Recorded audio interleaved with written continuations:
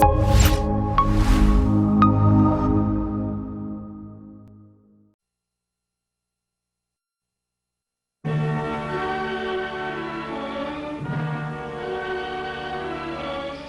for Star Playhouse presents Dick Powell, Charles Boyer, David Niven, Ida Lupino.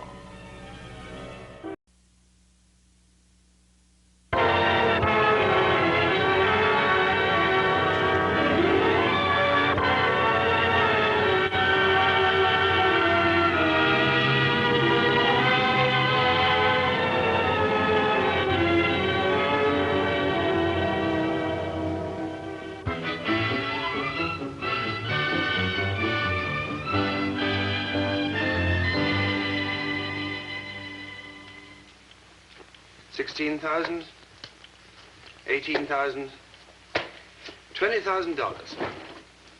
Charlie? Yeah. Could you let me have 65 cents? You already owe me 35 cents this week. Oh, but this is for lunch. 65 cents for lunch? Where do you eat? The Ritz? I'm taking, I'll let you have it back at the end of the week. It'd be cheaper for you to marry the girl. Thank you, Charlie. All set?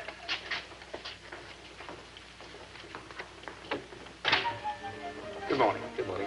Morning.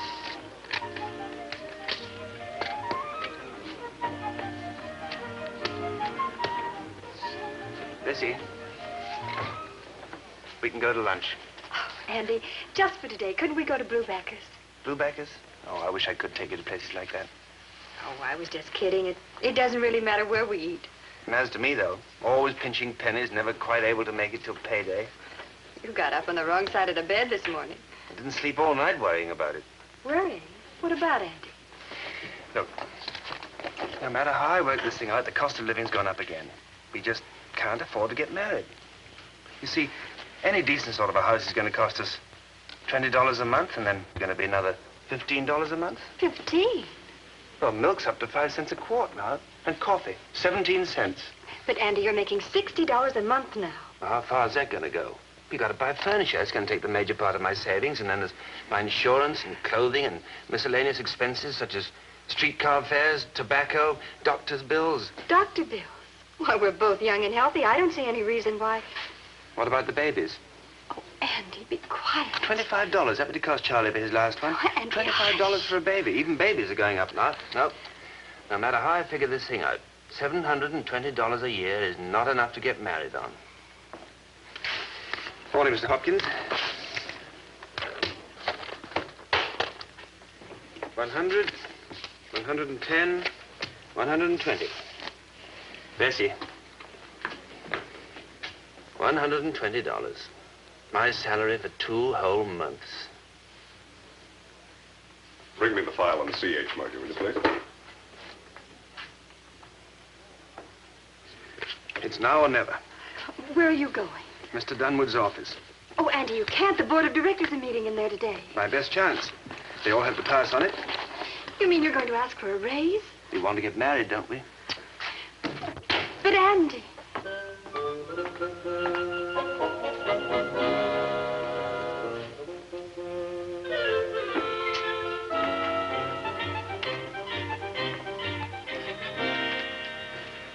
Well? Mr. Dunwood, if you please. Can't you see that we're busy? Who are you? The senior paying teller, sir.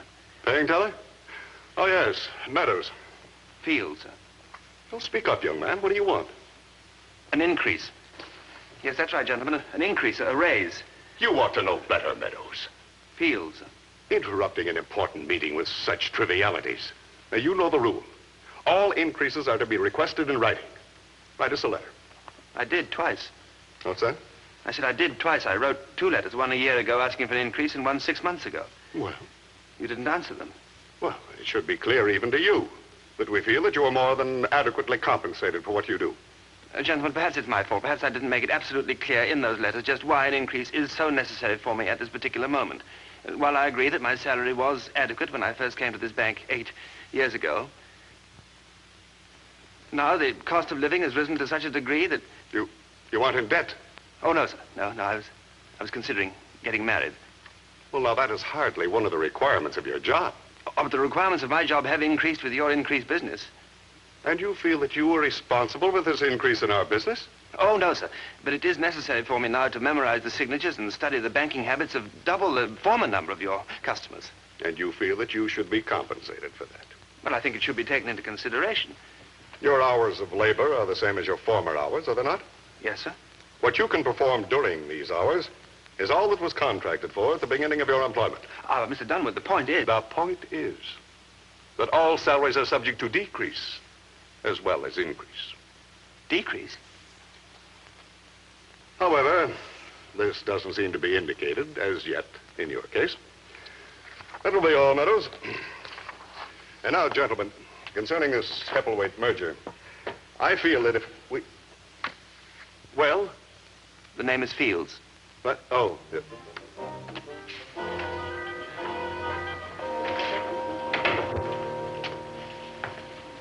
What did they say? For 8 years, I've been cooped up in that cage, never late, never sick, and never short in my accounts. Then they didn't give you a raise. You know what I am to these people, Bessie? I'm a cog, an insignificant little cog in the wheel. Not a very important one at that. He didn't fire you. Worse than that, he gave me a pat on the head and told me to go back to work. He didn't even give me the dignity of remembering my name. 8 years I've worked here, and he doesn't even know my name. Well, you know how he is. He's a very busy man. I thought I had a position of trust. Look at this. All this money going through my hands day in, day out.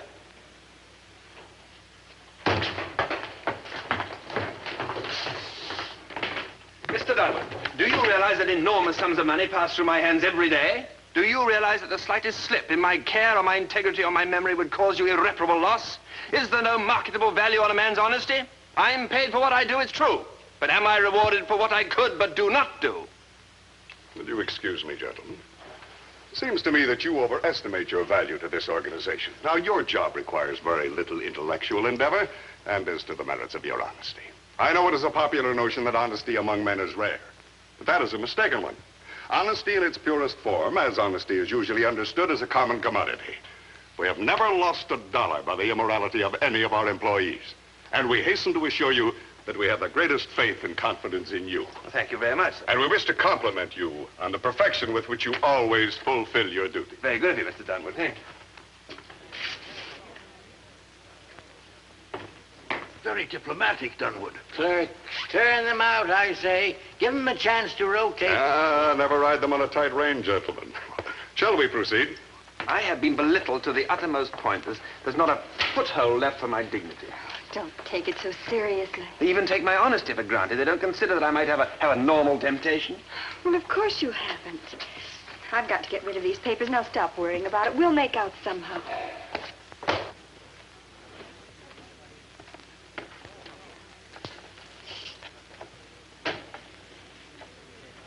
Uh-oh. What? Know who that is, don't you? Oh, sure. Heppleweight.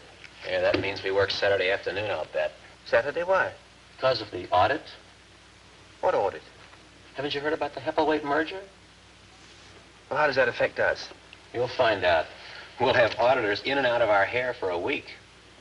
Auditors when? According to Wallach, in a couple of days, I guess. And boy, they better not find any mistakes in the books. No, they better not. They say this Heppleweight's a fanatic. He won't touch a bank if there's a shortage of a 2-cent stamp.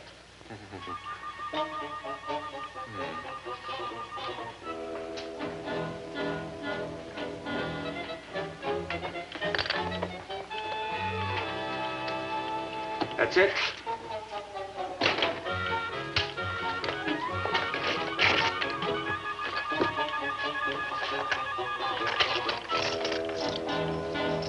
$50,000, the 30, and the 20. That's 114,860. 114,860 even. Boy, what a day.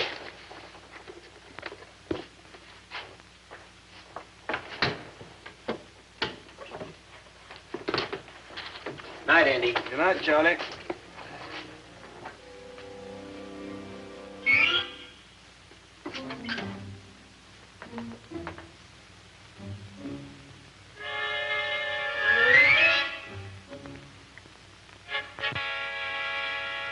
5 to 10 years. Andy. Uh-huh. Andy! What's the matter with you this morning? No, nothing. I'm fine. You certainly don't act like it. Willie. Yes? Is that Mr. Dunwood's mail? Yes, Make sure he gets this. sure thing. Gentlemen, do you realize that if Hepplewhite brings in his own auditors, it's as though he questioned our integrity? Come in. Oh, it's nonsense. That's just good business. Want to remember that Hepplewhite is a very cautious man. Well, gentlemen, we have nothing to worry about. Certainly no one could ever question our Oh, no, you... What's the matter? Fields, Yes, Mr. Dunwood? come in here. Yes, Mr. Dunwood.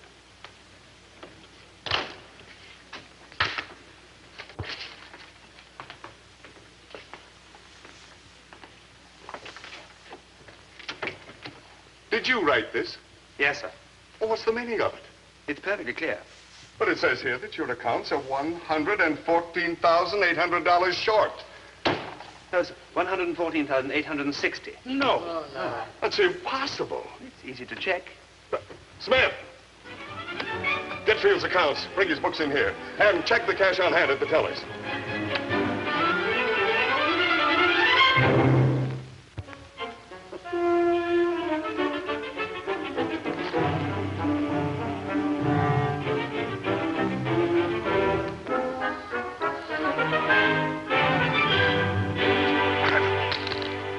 His accounts are short.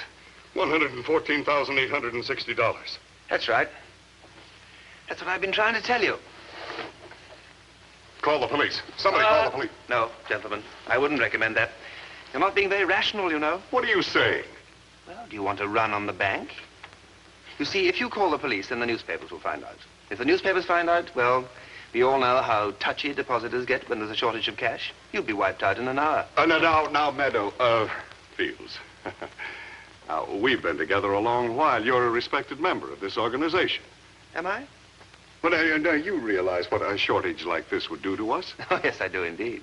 Well, now, if you would just tell us where the money is. Now, wouldn't I be foolish to do that? What? I went to a great deal of trouble to take that money. But you will be in a great deal more trouble before you're through. Don't you realize what the penalty is for embezzlement? According to the National Currency Act, from 5 to 10 years in the penitentiary. You don't mind going to jail? Certainly not. You see, for the maximum of 10 years, I would be extremely well paid. $11,486 a year. And during that time, I would have ample opportunity to study a few languages and to read extensively. At the end of the time, I would still be in the prime of my life and the possessor of an enormous amount of money. Then I'd travel, enjoy myself. It's a very attractive thought, really, when you look at it that way. Don't you think so? How much of an increase was it that you wanted? Oh, by George, that's blackmail, and we will not pay blackmail. We'll prosecute you, we'll put you behind bars, and we'll recover our money, and don't you think we won't? Where will you find it? Well, It might be anywhere. It might be buried under the ground. It might be checked in some locker someplace. It might be mailed to a distant post office. It might be on its way out of the country. No, I don't think you'll prosecute. Besides, Mr. Hepplewhite wouldn't like that. Hepplewhite? Hepplewhite. Oscar J. Hepplewhite. Well, it's been rather a tiring morning, gentlemen. I think I'll take the rest of the day off, give you a chance to reach some decision.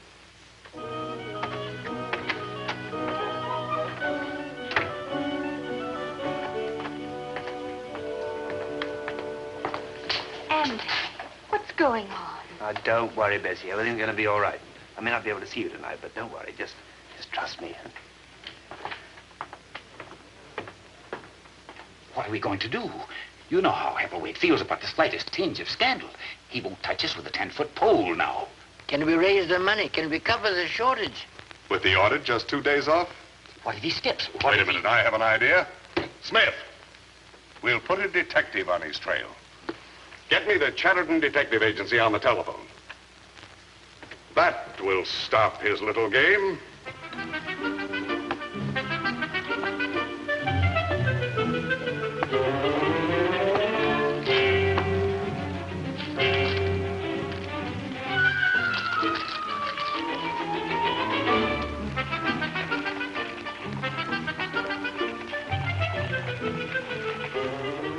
Yes, Yes, I'll take this one.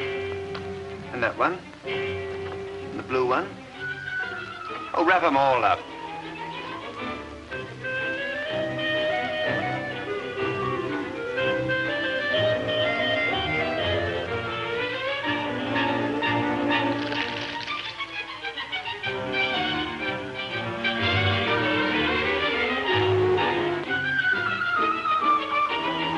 After which he drove home in a hansom cab, 10:15 p.m. Mr. Fields then retired to his boarding house where he extinguished a light in his bedroom, raised the window and pulled down the shade. 11:40. Oh, what about this morning? This morning, 7:14, Mr. Fields raised the shade, closed the window. Well? That's all. He never came out. He never came out. At 7:48, I got uneasy and I went to the door and asked for him. Well? Landlady said he must have gone out the back way. I lost him.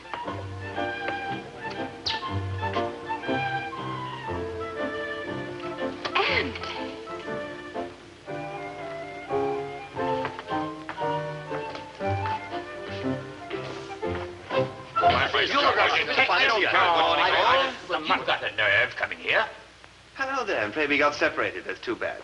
Now, shall we get down to business? Can I speak freely? Go. Yes, sir. Have you reached your decision? Now, Mr. Fields, about this increase. I thought $300 a year would do very nicely. Oh, 300, that doesn't seem too bad. Do you think so, gentlemen? Oh, excuse me. Hello. Oh, yes, Mr. Heppelwaite. The audit? Yes, Mr. Heppelwaite. Audit? Yes, gentlemen, the audit. Or should I call it a reprieve, Mr. Fields? I don't understand. Mr. Heppelwaite has just asked due to the press of business that the audit be postponed for 2 weeks. 2 weeks? Do you know what that means, Mr. Fields? It means that the board of directors and I will have sufficient time to raise the $114,860 to cover your theft. But what about the scandal? You know that Mr. Heppelwaite will never touch a bank when there's been a scandal. There will be no scandal, because we don't intend to prosecute. Not prosecute? But don't think you're going to get away with our money, because as long as it's in your possession, we will follow you. We will hound you until you will beg us to take it back.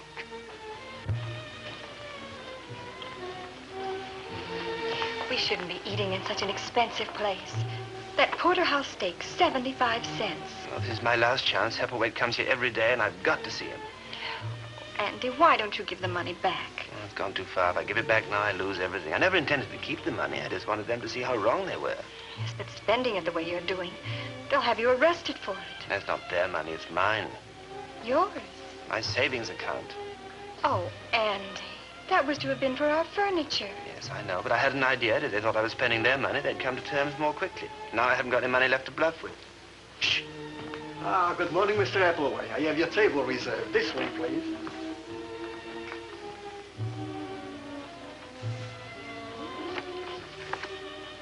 My special salad. Yes, Mr. Appleway.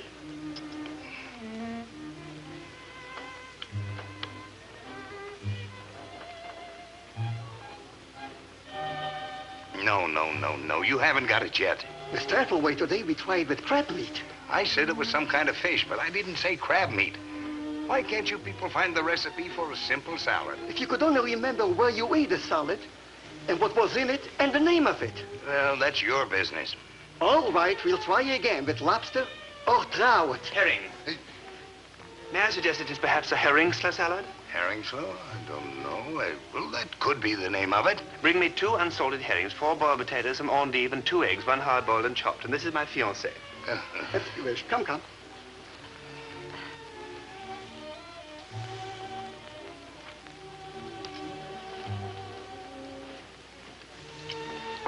Just a little touch of vinegar. You're quite sure we haven't met before? It does seem to me that... Oh, of course, it was in the bank. The bank? Yes, I'm associated with the National Commonwealth and Trust. That's all? Now, we just toss it lightly, never with a heavy hand. What do you do at the bank? Lately, I've been working very close to Mr. Dunwood. Oh. As a matter of fact, we're on the point of consummating a $114,000 deal. Give Mr. Heppelwaite some of this.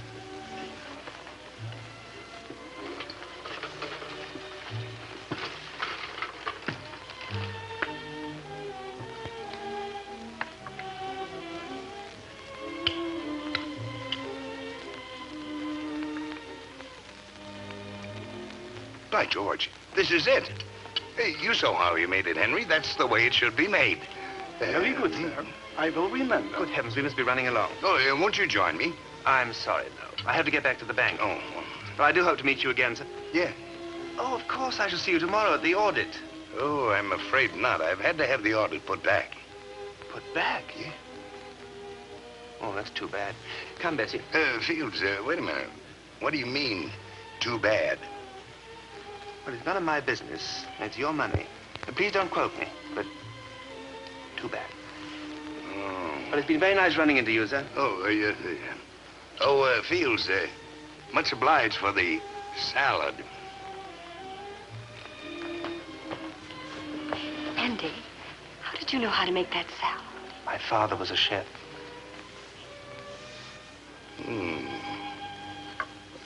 All right, Fields, you win. But only because Heppleway set the audit back to tomorrow. Then it's agreed. A raise of $300 per annum? Agreed. Yes, I think this contract will do very nicely.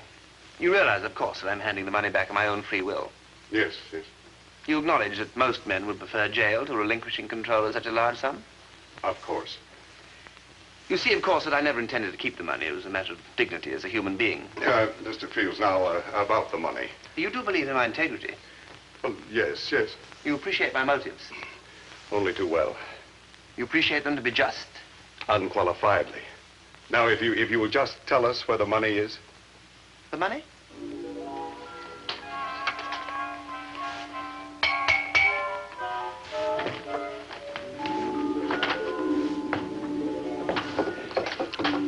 You'll find it all here, gentlemen.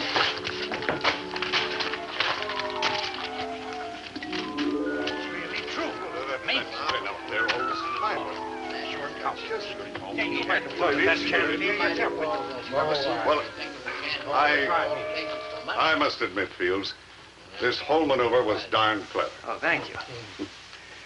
Oh, it would be a shame to waste such talent on a paying teller. It would? Absolutely. It is the considered opinion of the board that such perseverance and ingenuity should be rewarded by a promotion. Promotion? Right. To vice president. This morning, we passed a resolution promoting you to said position. Do you accept? Well, vice president? In charge of securities. It's quite a step up from paying teller, young man. Well, it certainly is, and thank you very much, gentlemen. Then you do accept. Oh, of course. Congratulations, Fields. Oh, thank you, Mr. Dunn. I must say, this is all very exciting. Well, I'm glad you think so. And now, as vice president, in charge of securities, it is the opinion of the board that your services are no longer required. I beg your pardon? You're fired. Fired? Fired? But you can't do that. You've just signed a contract giving me a raise of $300 a year. As paying teller. But you have been promoted to vice president. And as vice president, you are fired. Now, look here, Mr. That Hanwood. will be all, Fields. Good day.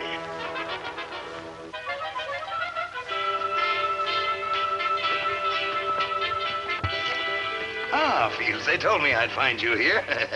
Hello, Dunwood. See, I just stopped by to ask you to write down that recipe for me. I want to put my cook onto it right away. Were you know Fields? Know him? Well, we had lunch together. Very brilliant young man you have here. Makes me feel good to come into an organization with young blood. Oh, well, I've been... By the way, why don't you and your fiancée come over to my house for dinner tomorrow night? Lovely girl. Oh, Mr. Hepworth, I'm afraid we can't. Huh? I have to go to Chicago. Most interesting offer from 7th National there. You're leaving? Well, what's the trouble? Well, Dunwood here has offered me the vice presidency, but we just don't seem to be able to get together on the question of salary. You mean to tell me you're going to let this brilliant young man be stolen right away from us? Well, if this organization is as short-sighted as that, I don't want any part of this merger. No, wait, Mr. Heppleway, let's talk this over. I'm sure we can come up with something. If you insist.